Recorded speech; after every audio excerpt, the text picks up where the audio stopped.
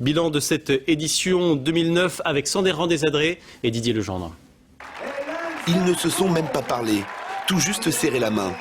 Partenaires, mais rivaux, les deux stars du Tour 2009 partagent le même podium.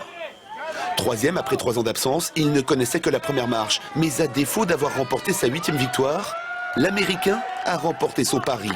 Attraction des médias, chouchou du public. Il aura 38 ans l'an prochain, mais il reviendra. Quand tu gagnes une course, c'est encore plus fort lorsque ceux qui sont derrière sont de grands noms. Le digne successeur de Lance Armstrong s'appelle Alberto Contador. L'Espagnol remporte une 2e grande boucle qu'il a incontestablement dominée. Impérial en montagne, imbattable en contre-la-montre. Mais depuis quelques années, il n'existe plus sur le Tour d'exploits sans soupçon. On ne va pas évacuer la suspicion comme ça d'un seul coup. Simplement, la sérénité qui a été de mise sur ce Tour de France-là, du point de vue du dopage, elle me sied parfaitement. Il y aura demain d'autres affaires dans le vélo comme dans les autres disciplines.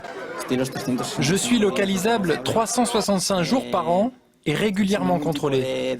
Je ne cherche pas à fuir. Tous les échantillons prélevés sur ce tour sont en cours d'analyse, mais ils seront conservés et au gré des progrès de la science, ils pourront être de nouveau étudiés.